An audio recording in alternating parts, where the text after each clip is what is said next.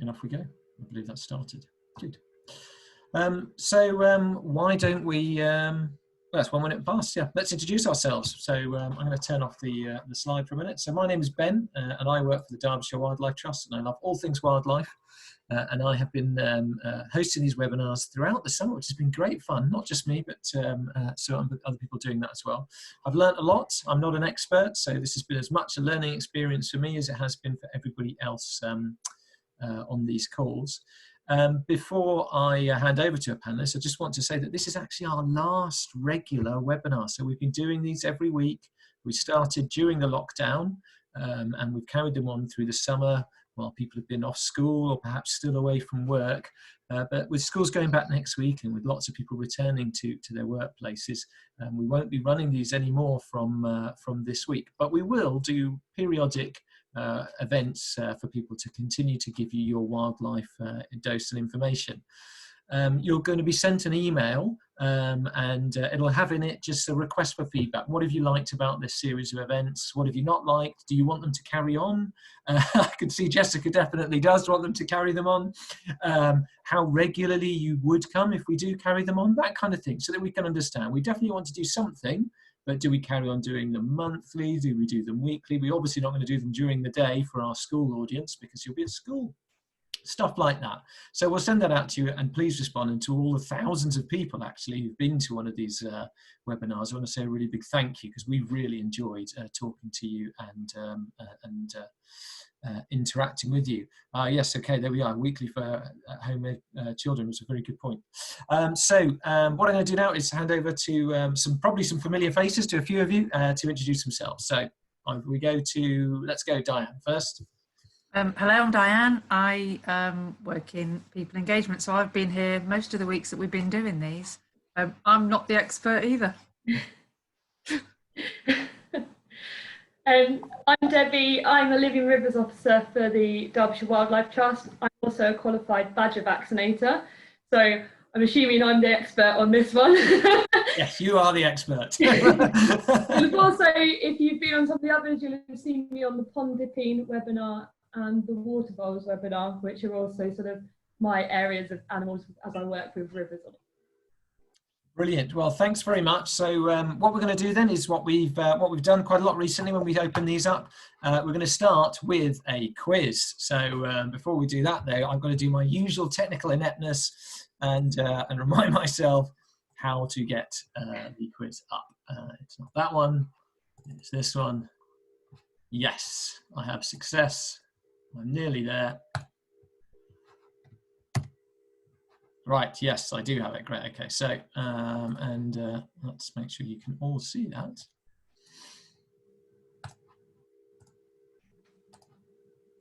Yay, hopefully question one has appeared. So, Diane, over to you. Okay, so badgers live on all continents, so all areas of the globe except Antarctica and Australia. There's 9 different species across the world, and our badger is the European badger, and it's lived in this country for about 500,000 years. So once upon a time it lived here along with wolves and brown bears and Arctic foxes. So it's now our biggest predator. You know what a predator is? It's an animal that hunts other animals to eat. And they belong to a family called the mustelids. Can you work out from these 4 pictures which one is not a mustelid? So which one isn't in the same family as a badger?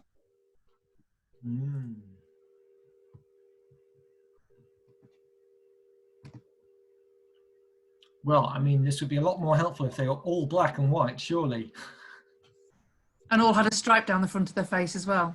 Yes, except one. If it was like that, that would be helpful. So I think I've still got 1 or 2 people voting. I think somebody just changed their vote there, which is quite interesting. I didn't even know you could change your vote. I didn't know you could do that either, actually. So what do you know? So I think we'll end that there and see what people thought. So what's the right answer, first of all? The right answer is actually C. It's the beaver isn't a mustelid. So A is an otter, just running through them just in case you're not sure. B is a polecat. C is a beaver, and D is a weasel. So actually most people got that right. 46% went with beaver. So if they all got quite a similar body shape. So mustelids tend to have quite short legs, long bodies, they have very thick fur, and they're active at night. And they've all got this feature where they have scent glands near their bottom, and they make a strong, musky smell, and they use that for communicating and marking territory.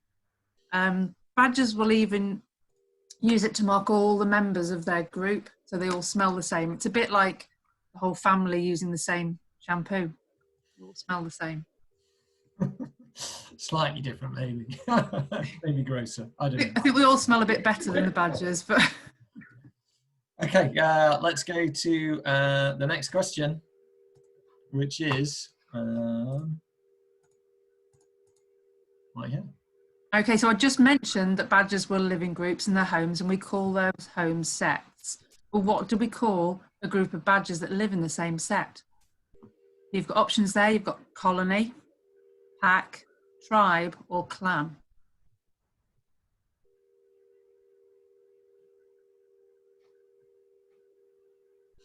I don't have any clue on this one. I kind of feel like a colony. I don't know why. I'm going to try. I don't think it's one that's used a lot, is it? Like, you know, you'll say a flock of birds or a... That's quite fun, actually. As soon as I said colony, lots more people started voting for it. Do not take my advice, people. I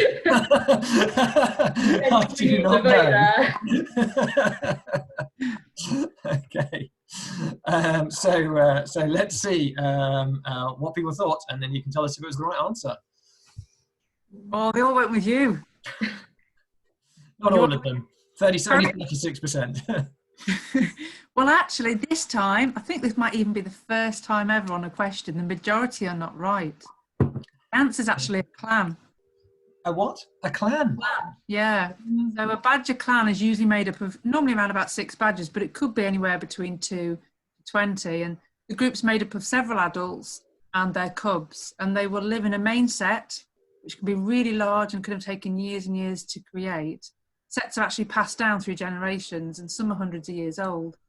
The main set's normally in the middle of the territory, and they'll have like little outlier sets around the edge, which they stay in, like holiday homes, I suppose, have the odd night there. And each clan will have one dominant male, the boar, and it's his scent that they use to mark the whole clan with. Of course he's a boar. I'm sorry. Great. Okay, so let's have a look at our next question. Oh, why is that not working? Yay! Okay, so bit of a clue in the male. If the male is called a boar, what do you think a female badger is called? You've got a cow, a sow, a doe, or a mare. Well, I'm not going to guess this time because I don't want to prejudice the answers. Although I have to say, it looks like rather a large number of people are getting this right without any input from me, which is understandable. Interesting bit of research, though. How much can you weigh the answers? I think it would depend on the question, didn't it? You know, and also how well people understood that I really don't know the answer. Well, I think we've got our results here, so let's have a look and see what people thought. Oh, that's it. They're very clever. It's a sow. So she normally gives birth to 2 or 3 cubs around about February time. And as they're mammals, you probably all remember from some of the other webinars we've had, they're mammals, so they feed them with their own milk. They start to emerge from the sets around about May, and by July, they're fairly independent in terms of their feeding for themselves and they're showing adult behaviour. They grow up pretty quickly, little badgers. Magic. So really interesting. Another bit of learning for me. So let's have a look, and I think is our final question. I think we've got this one and one more. Oh, no. So yeah, you're absolutely right. I'm really not on the ball at all today. So as I said, they grow up quite quickly. By 16 weeks old, they're foraging for themselves. That means they're finding their own food. And badgers eat lots of different types of food, but their favourite dish is worms. So how many worms do you think a badger can eat in one night? An average. I mean, obviously, you can always eat more. Do you think it's 20, 70, 130 or 200? I'm just trying to imagine how many worms I could eat. I'm trying to imagine that I liked worms. Think of them as spaghetti. Yes, yeah, that's literally what I'm doing. If I'm imagining how many, like, what would be, so 20 pieces of spaghetti doesn't seem like very much. Obviously, in this scenario, I'm a badger size, so it's going to be smaller. 200 pieces of spaghetti, that seems like quite a lot. That'd be a big portion of spaghetti. But again, don't listen to me, because I don't know. Let's have a look. We've got enough people who've got an answer.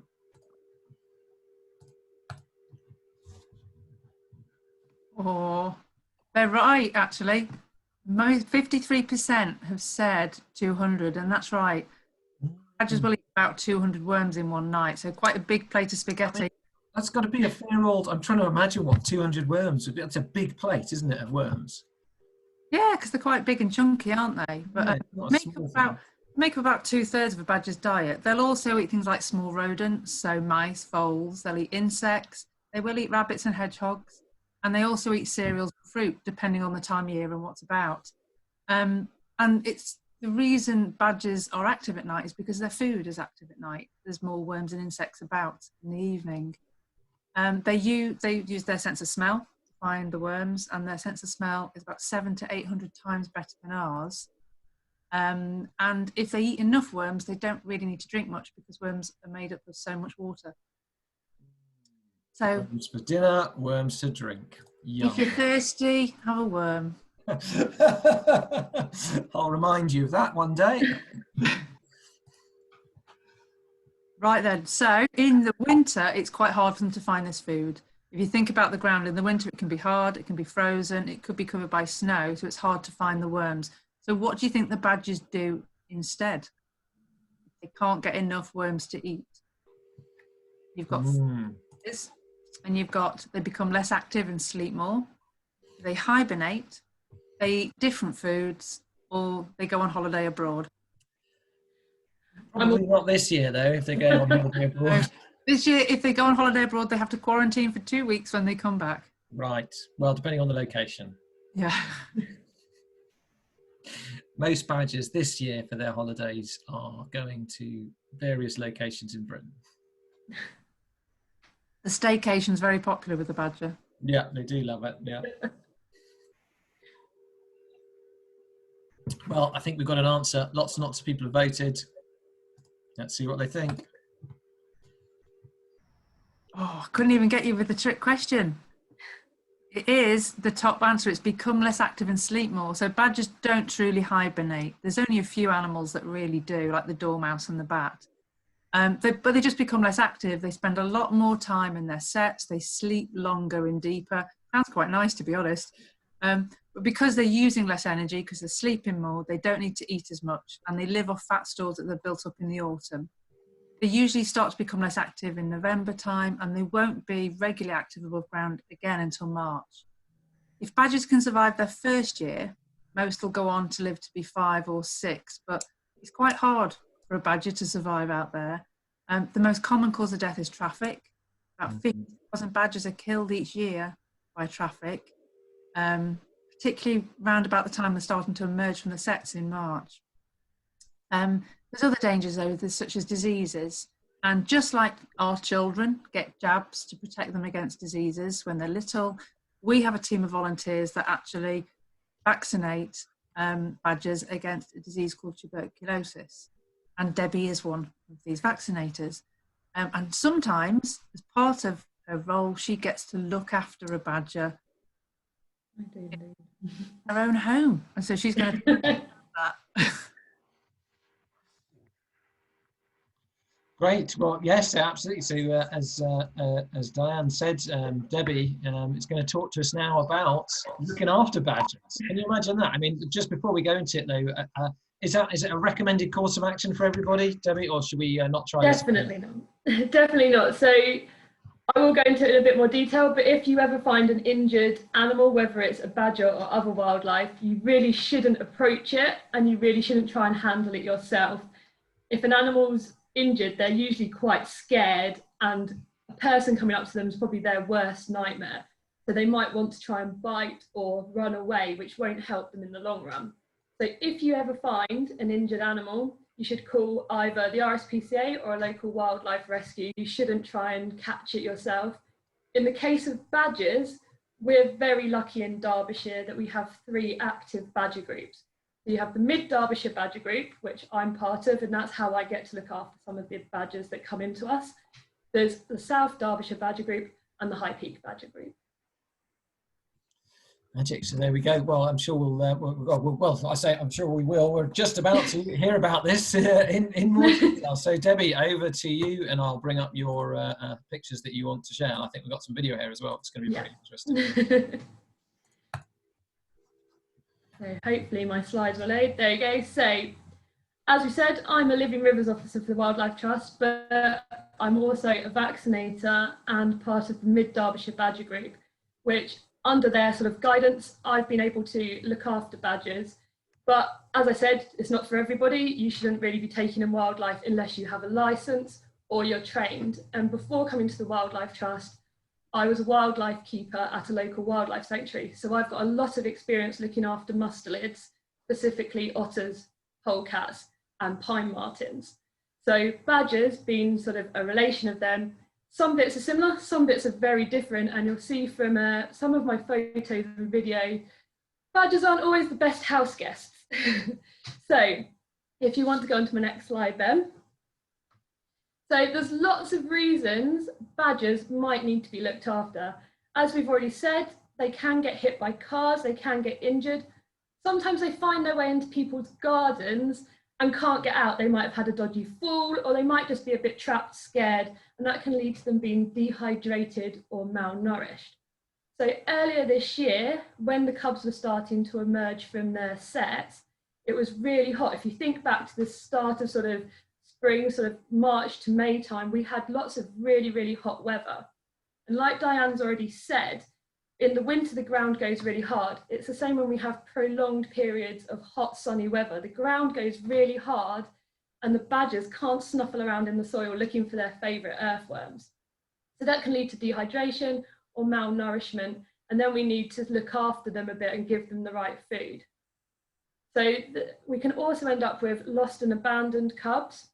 So sometimes cubs are quite inquisitive, they're quite active, and they might try and follow mum before they really can sort of go out on their own.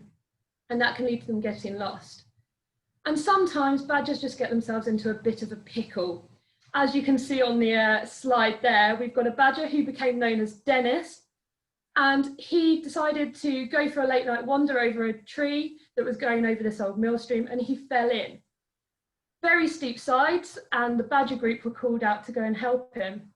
Unfortunately, it also required a bit of support from the fire brigade, as they have a specialist team for climbing and animal rescue. So they helped us by abseiling down and collecting Dennis out of the mill stream before he came back for 24 hours of warming up, feeding, and getting him back nice and healthy so we could release him back to his set. So there's a whole range of reasons why sometimes we end up looking after badgers. But badger groups, because they are part of the Badger Trust and they're all affiliated to the Badger Trust, they do have sort of the required licenses to look after badgers under the Protection of Badgers Act. So like I say, we shouldn't be taking wild animals unless you've sort of contacted the RSPCA or your local badger group and they can come and help. So how do we care for badgers is the next question. So Ben, if you want to move on to my next slide. So each badger has its own sort of set of care. Every badger is different, a bit like different people. And when a badger's injured or hurt and they come into us at the badger group, they always go and see a vet first. So Derbyshire has some wonderful vets that help look after wildlife, whether it's hedgehogs or badgers or other things like that. And so they go and see them and make sure they've got everything they need straight away. Adults are quite self-sufficient. They really don't need sort of any handling at all. So they can go to a purpose-built rehabilitation unit after being checked over by the vet. And quite often we try and release adult badgers sort of after 24 hours or definitely within a few days. Sometimes they might need antibiotics, a bit like when we get ill. badgers can have the same sort of medicine, and especially for animals, and that can help them if they've got any bad cuts or grazes and things like that. Cubs, on the other hand, are a little bit more specialist, and they need much more sort of specialized attention, and they need multiple feeds because they're much less self-sufficient.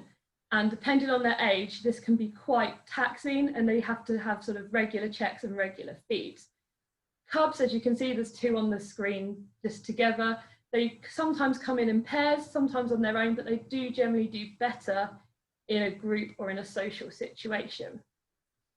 So looking after a cub is quite interesting. So as Diane's already said, at about sort of May time, about 12 weeks old, they start to come out the sett, they start to explore, but they are still dependent on their mum. So what we have to do is we have to look after the cubs depending on their age. So this can be anything from syringe feeding them milk, and puppy milk is quite a good substitute, all the way through to giving them puppy food. And when we give them puppy food, we're trying to recreate that sort of soil and earthworm mixture. So we'll put a bit of water in, we'll mush it up, and the badgers can use their natural sort of way of feeding to try and feed themselves whilst they're in with us. It's really important that we try and keep some of their natural sort of wild tendencies. And hopefully, if Ben presses the button for me, there might be a video that will just show one of the cubs that I looked after earlier this year. So having a good snuffle around in the bowl there. So she was at this point on some puppy food mashed up with water to create sort of an earthworm type texture. So it might be a little bit slow on the screen. So I was very lucky in the fact that when I've had cubs in, we can sort of put a camera in with them, so I don't have to disturb them to check they're eating, keep as little contact as possible, so they can sort of go about their business naturally, and we can make sure they're okay as well. So we don't want them to be too handled, we don't want them to become sort of tame, and the last thing we would want is to release the badger cub and it go up to people. That's not what we want at all. So this particular cub, if you go on to the next slide for me, Ben, I was very lucky that she was with me during lockdown, so I could keep quite a close eye on her. I kept my distance, but I was able to check on her and give her the support she needed. Because when she came in to stay with me, she was rescued from someone's garden. She weighed 0.8 kilograms, which is absolutely tiny, even for, we think she was about 10 weeks old when she was found. So it's really important, as within the wild, that we can bulk that badger cub back up and we can start to feed it and it can grow as it should do in the wild. So this particular cub stayed with me for 2 weeks and put on 2 kilograms while she stayed with me, which is where she should have been for her weight and age.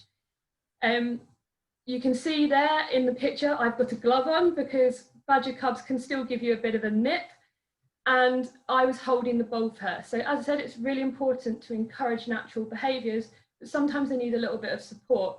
So for badgers, a bit like getting a new puppy or any other animal or a cat or something, they're not necessarily used to eating out of a bowl. So you have to sort of show them where the food is. And that was sort of the biggest thing to make sure she ate. The other things we did when looking after her, and there's some pictures on there to show, we have various types of enrichment. So even though they're a wild animal, we don't want them getting bored. We don't want them getting upset, depressed, unhappy. We want to keep them occupied and keep things as natural as possible. So things like having a soil tray, and you can see the cub there in the soil tray at the top of the slide. So this mimics sort of natural behaviours for snuffling around in soil and also for having a latrine. So badgers are really, really sort of creatures of habit. They really like having their sett toilet area. They're very clean, they're very tidy. So they will go and have a sort of communal toilet area, which we call a latrine. And having this soil tray can help improve those behaviours in a cub. Also give them lots of nesting materials, so blankets and hay and things like that. And what we did with this particular cub is we went to sett because we knew where it had come from, and we took some bedding that the badgers had cleared out, so she knew the smell of her own sett. You can also see in the pictures there's a big black tube with a wooden base. This is a feeding tunnel, as the original plan for this cub was to release her back to her sett And I'll go into a bit more detail about what happened to her in a bit. But what we do is a feeding tunnel can encourage the cub to feed inside it. So we slowly move the food inside the tunnel. And the tunnel is only big enough for a cub to get into. So an adult badger couldn't come and eat all the food. This is so when a cub's re-released, what we can do is we can help feed the sett, so we can put food out for the cub and for the adults to ensure that everybody's got some food, everything's okay when the cub goes back. It's also important that a badger has a safe and quiet sort of environment to sleep in. And Ben, you can go on to the next slide. There's nothing cuter than a curled up badger. So as you can see, nice safe environment, comfortable, she's got lots of blankets. This particular cub loved sleeping in a pillowcase. She'd pulled the pillowcase right in and was literally, the only time I could see her sometimes was a pillowcase bundled up in the corner breathing. That was all, and you can see her cute little toes sticking out there. There's nothing cuter than a badger foot at times. But what we can do is we can make sure they've got a nice safe environment and we can make them as comfortable as possible whilst they're with us. But as Ben's about to show you, it really isn't a good idea to keep a wild animal in your house. So badgers, naturally very good at climbing, and they're very curious, especially as cubs. So you can see my before and after pictures here. I had a beautifully set out room for the cub. She had everything she needed: soil tray, bedding, comfy dog crate, comfy cat carrier, absolutely everything she could want, except what was on my windowsill. I'd left some pot plants on my windowsill, and this curious badger cub, excellent climber already at 12 weeks old, decided to have some fun. So this was one boisterous night while she was staying with me. I did wonder what the noise was, but I was determined to leave her, and when I came in the morning, this is what she'd done. So just a bit of a heads up that, you know, they are very cute, but really shouldn't have them in the house unless you're qualified to look after them. So what do we do after they've been rescued, after they've been looked after and they're back up to full health? So Ben changes my slide over. What we generally do, as I've already said, adults are released after sort of 24 hours or to a week, depending on what's been wrong with them, how much care and attention they've needed. They always get re-released where they were found. And this is really important because badgers have their own territories, as we've already said, their own clans. And so it's really important that badger goes back to where they came from. With cubs, we try and do something similar. So if we know where they've come from and we know where the sett is, we can try and release them at the sett. But this means we've got to monitor it beforehand. So sometimes we have to look after cubs for a little bit longer because we have to put cameras up and check the sett's active still and try and see if their mum's around. Because we can't just let a baby go off on its own, essentially. You wouldn't like to, I don't think, at 9, 10 or 12 years old, have to go and fend for yourself. It wouldn't be very fair for us to just put you in a house and go, look after yourself now. So what we can do is we can check the sett's active, we can look for their mum, and if that's all good, we can re-release the cub back to the sett they came from. Sometimes that doesn't go to plan though. In the case of the cub that I looked after in these photos, we couldn't find her mum. We put cameras up and we couldn't find whether she could go back to that sett. So we had to make alternative arrangements. And in this case, she went off to a wildlife rescue centre where she joined a group of other cubs. And what happens is these cubs are all checked to make sure they're healthy, and they're put together in family groups. So they create a new clan, normally of sort of 4 to 6 cubs. And then come the autumn, they're released to either a new territory, so somewhere that's not got badgers but already has a badger sett that's not used, or sometimes artificial setts are created on new land to allow the cubs to go and be released in a new family group, and they can then live in the wild. They're generally looked after over the winter, so someone will go out and feed them at the sett, and they can literally go and forage on their own, but they've also got a bit of food in case things are tough. And that way we can make sure these cubs have a really good second chance. Hopefully there should be one more video of my my favourite cub from this year. So just having a bit of a wander around, you can see she's quite mobile. She's not massive, but she's very, very active. You can see even during the morning, which is how sometimes cubs get lost in the first place. She'll have a good snuffle around. You can see her screwing up her nose there in the bowl, trying to get everything out. But as I've said, it's really, really, really important that you don't take in wildlife or try and capture wildlife, especially badgers, if you're not qualified. So like I said, the RSPCA is fantastic, as are your local badger groups. So Derbyshire, as I've already said, really, really lucky that we have 3 badger groups, Mid Derbyshire, South and High Peak. They all have emergency telephone numbers. So if you're in that area and you see an injured badger or a cub on their own, it's always best to phone them because they've got the right equipment and the right expertise to come out and help.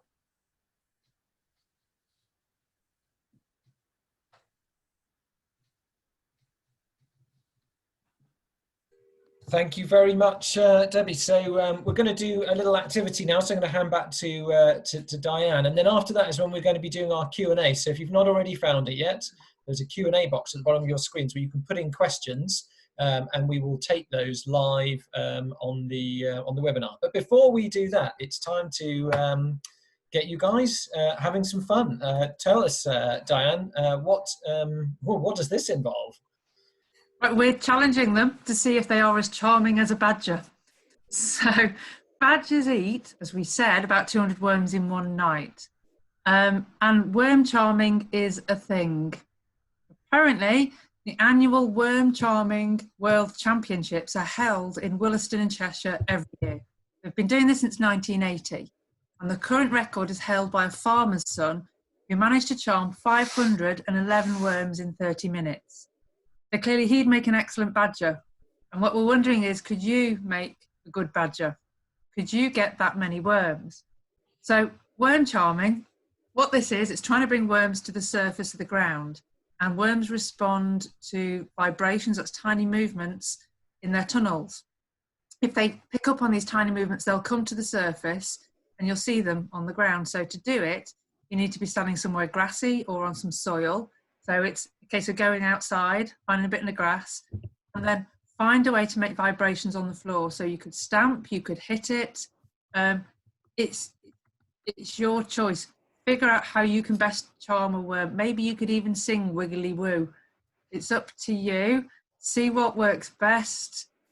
Get your musical instruments out if you like as well, and see how many you can get. Now I worked out if a badger's getting about 200 in a night, you need to get 3 or 4 in 5 minutes to be as charming as a badger. So that's what we're challenging you to do. Go outside, have a stomp about, hit the ground, see if you can get some worms.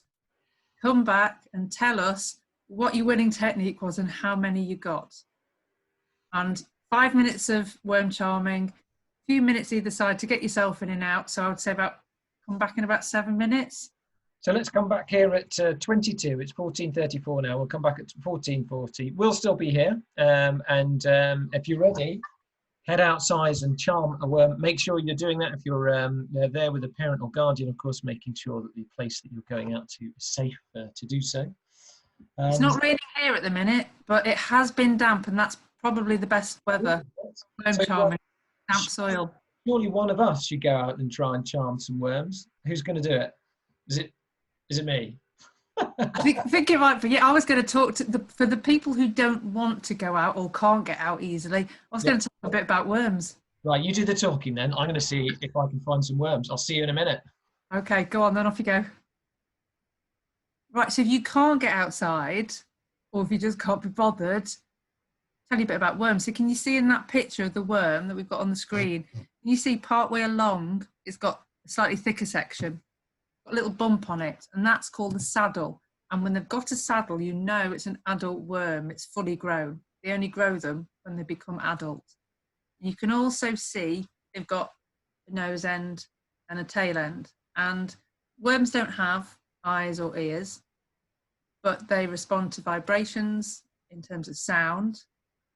And they have their nose end is slightly more sensitive to light, so that they can pick up a bit of sensations. They always feel a little bit slimy because they make a special liquid and it helps them slide through the soil as well, but it also keeps their skin moist because they breathe through their skin. So they need it to be moist to let the oxygen and the carbon dioxide pass through. We've got a few people here. It's raining here, but I'm still doing it. Suddenly the plot to Tremors makes sense. Ah. They've got no bones or skeletons. And they are mostly water. As we said, if a badger eats enough worms, they don't need to drink so much.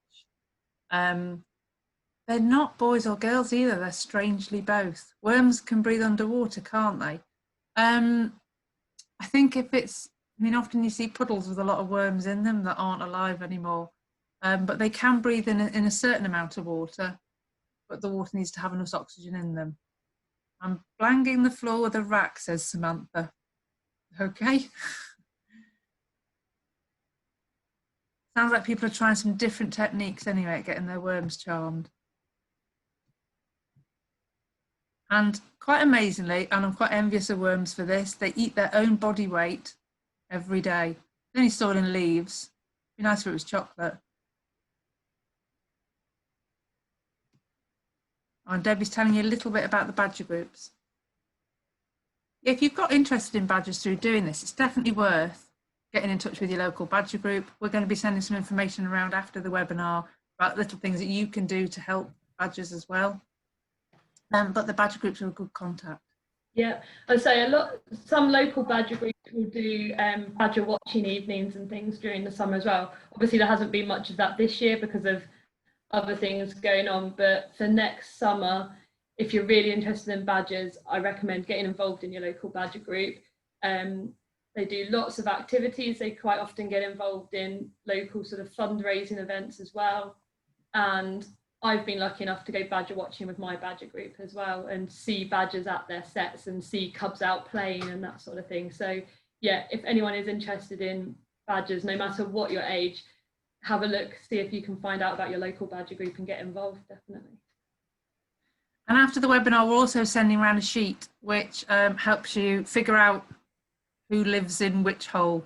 So if you see a hole in the grass and you're never sure whether it's a badger or a fox or a rabbit, the sheet will just help you try and figure out a little bit better. Because actually, if you find somewhere where badgers are living, you might be lucky, you might see them.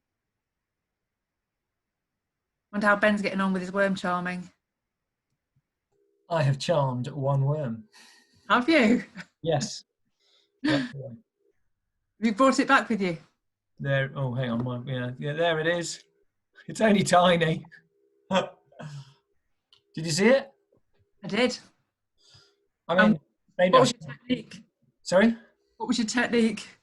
If I'm honest, I just brushed my hands through some topsoil in a flower bed. So, Cowrie, my partner, has been doing a lot of gardening recently, and when I went outside, I realised I didn't want to disturb any of the soil because I don't know what is planted where. So I think I'm worried I might get in trouble. So that's that's what I did. Anyway, I got one. I think I might put him back outside. He doesn't look very happy in this little plastic bowl. So they can do about an hour, but they do need. I was telling them they need to keep their skin moist because they breathe through their skin. Well, I'm going to put him back out.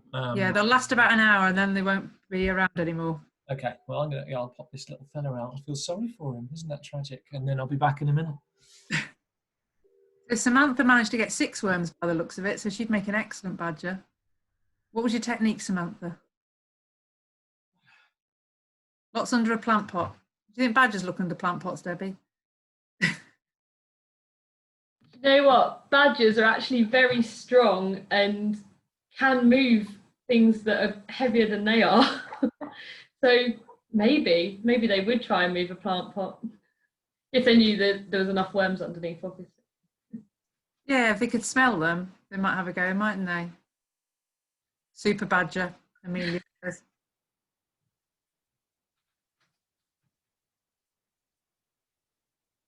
Oh, Luke got one worm. It's not bad going.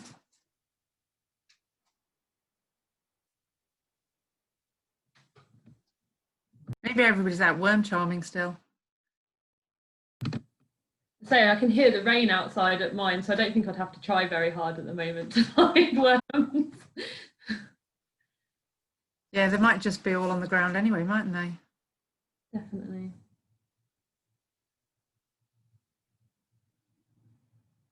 Well, I've returned my worm and I put it into a different flower bed. I hope it doesn't get confused. But I don't know. Are worms territorial? I think so. Have we? Who's been our worm champion then? What have we got? I've heard of a 6. Samantha got 6. Yeah. Got 1. Apparently, there's lots under Mary's plant pot. Oh, there you go. And I don't know whether people haven't gone out or if they're just still out there. Oh, I don't think I'd make it badger. No worms, James. Another day, try a different technique. I've done it with groups of kids, and sometimes you've stomped around for ages and you've not got any, and other times they've been absolutely everywhere. Why do you think it is they're attracted to vibrations? I don't know if it is connected with the rain. Is it some sort of safety thing of the burrow's going to flood? I don't really know, but maybe. Pick up on it and then they come up there. Well, I think that's it for, oh yeah, Nigel and Samantha found some woodlice. Yes, I saw a few of those actually when I was looking. Do badgers eat woodlice? I thought so. They eat insects. I know woodlice aren't actually insects, but... Oh, they're not? No, they've not got 6 legs. Oh, there we go. And Sarah, it was too wet for worm finding. Yeah, it's something you can do another day, isn't it? When the weather's a bit better. We'll try a different technique and see what works the best. Well, you can always write to us and let us know. Perhaps we could have a worm charming scoreboard. Yeah. That'd be quite good. Do you know, it makes me think we should have a worm charming competition. Let's think about that. We could have the Derbyshire or even the national worm charming championships. With the use of that already happens. The records held by Farmer. Is that an official? This is at Williston in Derby in Cheshire. So yeah, it's quite an official one, but we could have the Derbyshire Worm Charming Championships. You can own this. Trust do the Bolving Championships, but I think we should do the Worm Charming Championship. What's a bolving? It's what the red deer do in autumn when they're going into rut. Oh, well, yeah. So they get people to make that noise and crown the champion. I think I'm pretty good at that. Well, thanks everybody who took part in our worm charming. 7 worms, what? That's amazing. Mary has questions about worms. Why would they bound a path under a plastic pot? My guess is that maybe it's been very wet and it's moist enough under there for them. Yeah, they won't stay there, I'm assuming. That won't be their permanent. No. Right, so what we're going to do now, I think we've got 15 minutes left. Let's go to some Q&As. So we're going to bring people in for questions. If you've not found it yet, put your questions in the Q&A box at the bottom. We will answer as many as we can before 3 o'clock. We won't be able to answer them all, and we've done this a few times, but do put them in there. We don't necessarily do them in the order that they're being put in, so rushing to put them in isn't going to help you get your question answered. We'll just try and pick up questions that are different to those that we've already answered. So if you've got something that hasn't been asked yet, then do put it in. So I'm going to take this part of the screen down so we can see everybody. And let's bring in our first question, which is from Max and Harry, and I'm just bringing them in now. So let's see if we're there. Not sure if that's worked. Oh, I've got two people with the same name, which I didn't mean to do. So if you're not Max and Harry, this question isn't for you. But if you are, please do ask. It looks like you might have a problem with their mic. So what I'll do is I'll come back to them in a minute, and in the meantime, we will go across to Roy. Do we have a Roy Lee? I think actually it's not Roy Lee that's on there. It's a child using their parents' account. Well, I've got a problem with Roy as well. Hello. Oh, hello. What's your name and what's your question? My name's Harmony, and how many species of badgers are there? Good question. Who wants to answer this one? I did say this at the beginning, so I think I did anyway. So there's 9 different species of badger over the world, but there's only one in our country, the European badger. There we go. 9 different species of badger. Good question. Thank you very much. Thank you. Going back to Max and Harry on Christine's account, are you there? Are you able to speak now? Doesn't sound like it. So the question was, are badgers dangerous? Ooh. Do you want me to answer that one? Oh, So- well, you've got the picture of yourself wearing the gloves. It's yours. So badgers aren't dangerous in the sense that they won't come up to you, they won't try to, they won't seek you out to hurt you at all. Badgers, like any animal, if they're very frightened and they're cornered, then they may try and bite or run away. So sometimes any animal can sort of give you a bit of a nip, give you a bit of a bite. Badgers do have very, very powerful jaws. They can bite quite hard, and they're one of the few species that has their jaw permanently locked into their skull. So if you find a badger skull, you can open the jaw and the jaw doesn't come apart. So they do have a very powerful jaw, so they can give a very powerful bite, but they won't seek you out to bite you. They won't attack you unless they are absolutely petrified and cornered and have nowhere to go. So from the point of view of badgers being dangerous, not really. They're more likely to run away from you. It would just be if, as I said earlier, they were injured and cornered and couldn't get away, they might try and protect themselves. Brilliant, thank you very much. A great question and a really good answer. We're going to go across now to Mary. So often what we've got is that the people who are talking to you, actually your name might be different to what it says on your account, especially if you're using a family one. So do say your name as you say your question if you would like to. So over to you, Mary, or possibly Mary. Right. Hopefully you can hear me. Yes. Yeah, I want to know, in your area, is there a lot of badger culling, and can they actually cull badgers on trust land? I think I'll take that question if that's all right, team. So in Derbyshire, where we're presenting this from, there's currently no cull in Derbyshire, and absolutely nobody can cull on Derbyshire Wildlife Trust land, and indeed that'll be true of wildlife trusts across the country. There is the threat of a badger cull to Derbyshire, so new licences are under review. And we have heard rumours that a cull may... questions. So I'm just going to mute you, the Williams family there. The mic's come on for a moment. I'll come back to you to the Williams.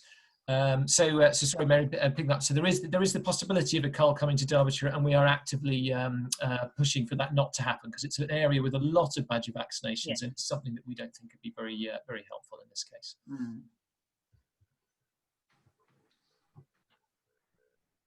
I think that's okay. So thank you very much. That's fine. Thank you. Thank you very much for a good question. If you want to find out more about that, do visit our website. Yeah.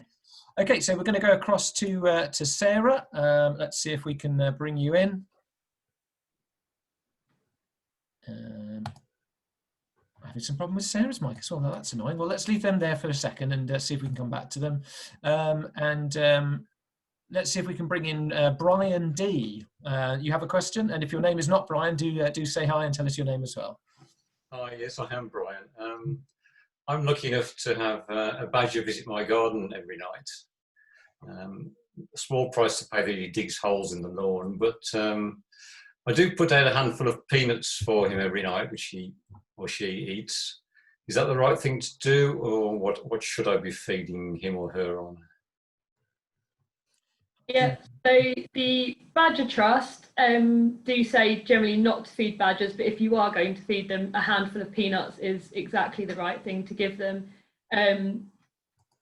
It's, literally you don't need to give them anything else. And sometimes it is better to give them a little bit of food if you want to sort of detract them from digging up your lawn as well. But yeah, a handful of peanuts is exactly what the Badger Trust say to give if you're going to give them anything. Right, thank you. Thank you. Thank you. Really good question. Thanks very much. We're going to go across, or just try Sarah again, just one more time. All right, yep, there we go. Hello. So Sophie's here. Sophie wanted to know. Hi, Sophie. We found a picture of a badger prince. Do you have anything we can compare it to? Do we have anything we can compare it to? So a picture of a badger footprint. I did see this question, so I have dug out. Oh. I saw this question. I'm not sure if you can see on my screen instead of me. Can you see it, Sophie? I think so, yeah. Yeah. Print. Oh, wow, look. That's That looks like all. That I think So it was. they're different to dog prints because they've got five fingers, Yeah. as opposed to the 4, and the pad's a bit bigger and more of a kidney shape than dog footprint. If you want Yeah. to be absolutely sure, you can send your picture to inquiries@derbysshirewt.co.uk, which is our email address for any wildlife inquiries, and we'll take a look and we'll tell you. We'll write back to you and tell you whether it is or not. Oh, thank you. That'd be lovely. Not a problem. Okay, thank you very much. So we're going to go across to the Williams family and hear what their question is. Why are badgers black and white? I love this question. Yeah, okay. Who's going to pick this one up? I don't mind. There's a couple of theories for why badgers are black and white. It's all to do with, well, the theories that I know of are to do with evolution. One of them being that the bold black and white face pattern is a bit of a warning to other animals that, as Diane said earlier, they've been around since a time when there was bigger animals that may have predated on badgers. Obviously, they're one of our biggest mammals now. But also, by having the black and white, it breaks up the body shape in moonlight, was one of the theories I've always been told. I don't know if Diane has any other theories. No, that's the same as I'd read. It's basically a form of camouflage, isn't it, in the moonlight? Mm.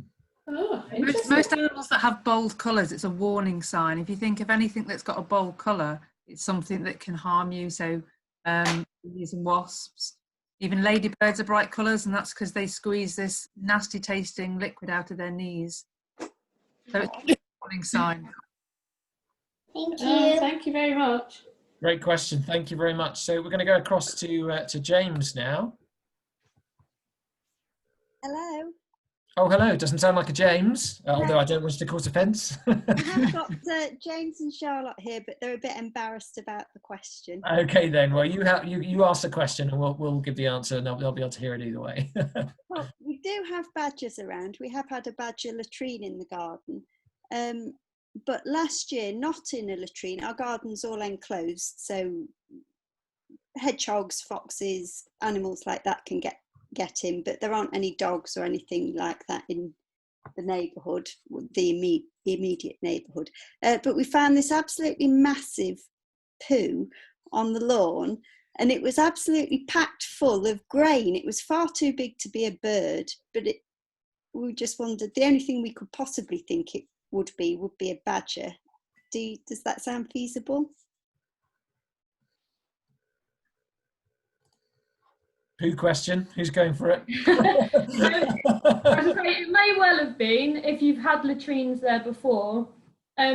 Otherwise, sometimes foxes will have a lot of sort of grain and sort of fruit stones and things in their poo. As Ben sort of already said, if you've got a photo of it, I know that sounds, you go around taking photos of animal poo. If you have a photo of it, or if you have something similar that you can take a photo of that's in the garden sort of now, send it in and we can have a look and tell you what we think it might be. But especially if there's things around that wild animals could be getting into, like some sort of grain store, or someone's feeding them, or they might have even found a sack of bird food somewhere that they've decided to eat. But it could be badger, or it could be something like fox or something. I mean, fox poo smells pretty pungent, doesn't it? It's very strong. Yeah. If badgers is quite as strong. Yeah, we've had fox poo before, and we were pretty certain it wasn't fox. That's why we thought maybe it was badger. Well, do send your picture in. I mean, I know it sounds strange, but we had a hilarious time not that long ago doing a poo quiz, seeing if the staff could actually identify different types of animal food. It was quite fun. It was so fun that we've actually put it on a website. So if you go to the Wildlife Trust website, we don't post links in these webinars because unfortunately we've had problems with that before, people posting links they shouldn't be. But if you go to the Wildlife Trust website and or perhaps just search for Poo Quiz Wildlife Trust, you will find it. It's quite entertaining. So yeah, no, we will identify that for you if you send it in or as closely as we can. They're usually fairly distinct. Brilliant. Thank you. Thank you very much for your question. So we're going to go across to Jessica now, who I think is the originator of today's badger emoji as well. So I need to thank you for that one, Jessica. But what's your question? My question is, how many babies can badgers have when they're in their sets? Normally have about 2 or 3, don't they? They can have more, but I think it needs to be 2 or 3. Yeah, I think they can have up to about 5, but the average, as Diane says, is 2 or 3 cubs they'll have. Thank you. Great, thank you. Really good question. We're going to go across to Em now. Hi, this is Em and Oliver. We want to know how long a female badger is pregnant for. Excellent question. So badgers are very special when it comes to pregnancy in the fact that they will mate in the spring, but they can delay implantation. So they might have eggs that are fertilized, but they won't start developing. So badgers can delay their pregnancy. They generally are pregnant for 7 weeks, but what they'll do is when they go into their sets and they're less active over the winter, they'll allow the implantation to happen. So it doesn't happen before then. And then they're generally born in sort of early February time, but it's about 7 weeks for a badger pregnancy. Oh, wow, thank you. Thank you very much. And we're going to go across to what I think is probably going to be our last question for this session. So, and we'll bring them in just a moment. So just to say, this is also our last webinar for a little while. We will be back and we will let you know what we're going to be up to.